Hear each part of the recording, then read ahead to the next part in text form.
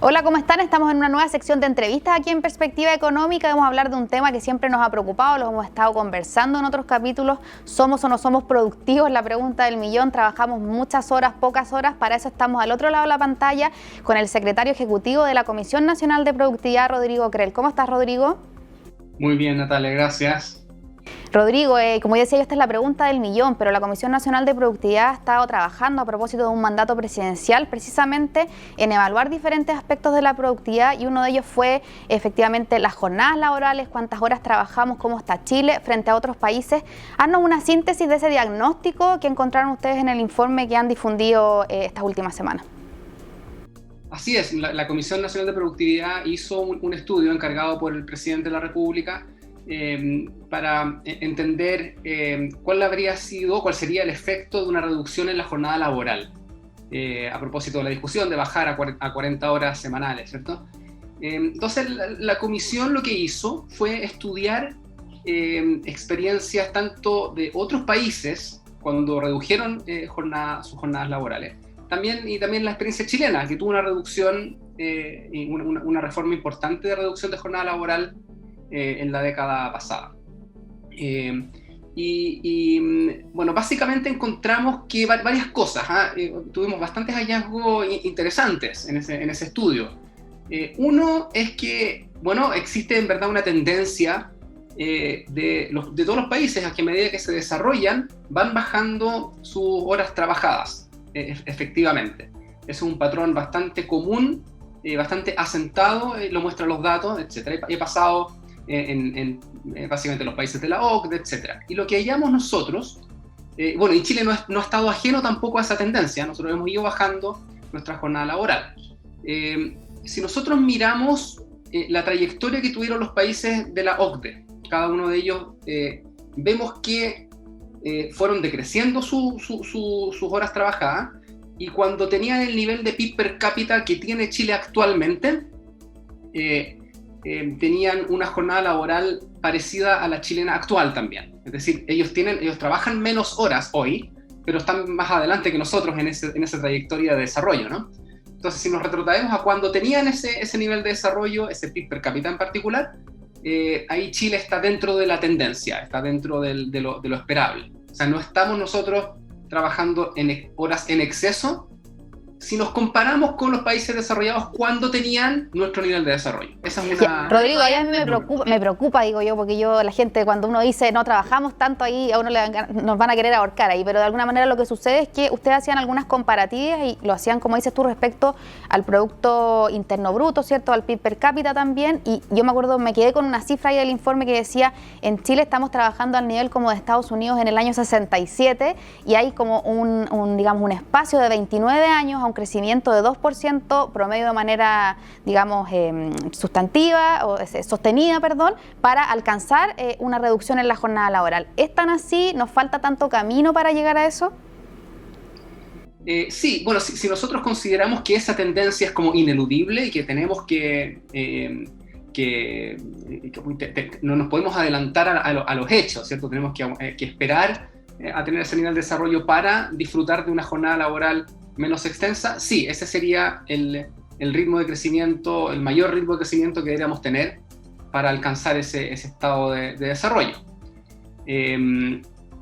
Considerando como si es que esa fuera la comparación correcta. Esta tampoco es una ley de hierro, digamos.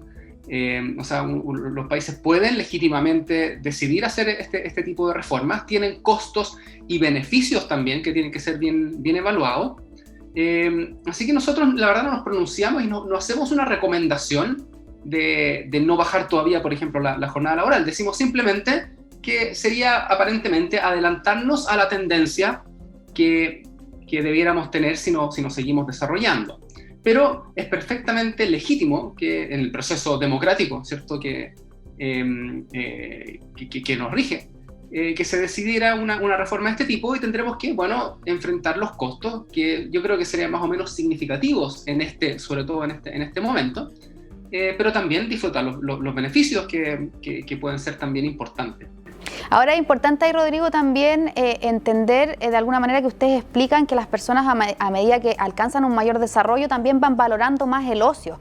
Explícanos también cómo se da eso, que en el fondo entre más ingreso per cápita también tiene ese país, más se valoran esos espacios libres, porque también ustedes ahí hacen una percepción en el estudio de que las personas quieren más tiempo libre, quieren más espacios personales y privados y no tanta tendencia a trabajar más horas, por el contrario. Por supuesto, hay varias razones por las cuales es muy razonable que esa tendencia exista. Por ejemplo, el ocio y el consumo son más bien complementarios, ¿cierto? Uno claro, trabaja para tener, ¿cierto?, más ingresos, desarrollarse profesionalmente, etcétera, pero finalmente eso permite tener ingresos y el ingreso uno al final se lo quiere gastar y para disfrutarlo necesita tiempo para disfrutar ese mismo consumo. Entonces, es del todo razonable que a medida que las personas alcanzan mayores niveles de ingreso, bueno, también demandan tiempo para aprovechar esas mayores posibilidades de consumo, de esparcimiento, de cultura, etcétera. Si no todo en la vida es simplemente acumular cierta riqueza y simplemente consumo en bienes materiales. También las experiencias son valiosas. Y eso es algo que hay que reconocer en todo este análisis. O sea, finalmente el tiempo de ocio, el tiempo libre, el tiempo para el desarrollo personal es valioso per se, y eso no se puede soslayar. Rodrigo, ¿cómo lo hacen ustedes también desde el punto de vista técnico para que esta discusión se centre precisamente en eso, como tú también economista, cuando de alguna manera uno le explica a la empresa? Fíjese que en algún minuto también el crecimiento de la productividad le va a permitir que sus trabajadores trabajen menos, que la empresa tenga que ver, pero ¿cómo me va a cuadrar que yo le genere menos producción o trabaje menos horas y que eso implique, digamos, menos horas trabajar? No sé si se entiende la pregunta, ¿cómo se entienden estos dos mundos?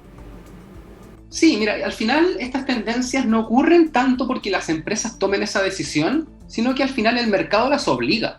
Las empresas que están en entornos, no ni siquiera perfectamente, pero relativamente competitivos, se ven obligadas a obedecer las fuerzas de mercado. Y eso no es más utilidad, son los mismos ¿no? trabajadores los que son capaces de producir más, ¿cierto?, en el mismo tiempo o en menos tiempo, y demandan también condiciones laborales, finalmente, bueno, votando con los pies, ¿no? Ni siquiera demandando directamente, sino que con su comportamiento, bueno, son tendencias de mercado que empiezan a ocurrir y que la gente empieza a tomar ofertas de trabajo, por ejemplo, que tienen menos horas involucradas, que tienen más días de vacaciones. Entonces son procesos en que las fuerzas de mercado son muy importantes y muchas veces van acompañadas también de procesos legislativos por el lado de la normativa. Son varios distintos canales mediante los cuales se va expresando este deseo de los trabajadores por hacer uso de su tiempo de la mejor manera posible. Rodrigo, ¿crees tú, esto es una percepción también más personal, quizás de tu experiencia de campo, que la pandemia además va a acelerar ese debate? Hemos visto, por ejemplo, me pasa a mí, yo tengo una hija, aquí les he contado a nuestros espectadores, estudio también, qué sé yo, y uno va eligiendo jornadas laborales que ya se estén adaptando más a su vida porque nos dimos cuenta que podíamos sobrevivir con jornadas más flexibles, más amigables, estando más en la casa. ¿Crees tú que esto va a ser como un envión, un empujón, que ya no vamos a poder ir hacia atrás hasta esta jornada tan estática de trabajo? Yo creo que sin duda eso va a pasar en algunos trabajos, en algunas industrias, para algunos tipos de trabajo específicos, eso de todas maneras va a ocurrir. En el mundo de las empresas hay mucha inercia y hay cosas que estábamos haciendo antes que la verdad no las habíamos repensado seguramente, y ahora esto nos va a obligar a enfrentar la realidad y ver, bueno, que algunas empresas, por ejemplo, funcionaron muy bien con flexibilidad, con teletrabajo, y mucho de ese tipo de medidas van a permanecer en el tiempo. En otros sectores probablemente no, y van a volver a la presencialidad. En promedio, finalmente, yo creo que vamos a observar más flexibilidad, vamos a observar más teletrabajo, y eso, bueno, una vez transcurrida, ¿cierto?, y superada la emergencia sanitaria, ojalá lo más temprano posible, vamos a ver los beneficios de eso, y esperamos que eso se traduzca sobre todo en mejores condiciones para, por ejemplo, las mujeres o quienes están encargados del cuidado de terceros, por ejemplo, que pueda eso fomentar y facilitar su incorporación al mercado del trabajo, tener horarios más acordes para compatibilizar ese tipo de tareas. Así que de esto yo creo que vamos a salir fortalecidos en algunas dimensiones, y esta ojalá sea una de ellas. Rodrigo, te agradecemos. Les dejamos aquí recomendados también a quienes nos están escuchando que puedan ver estos informes en la Comisión Nacional de Productividad, porque son bien amigables de leer, ahí pueden estarse informando sobre estos temas. Muchas gracias por habernos acompañado, Rodrigo. Muchas gracias, Natalia. Nos vemos.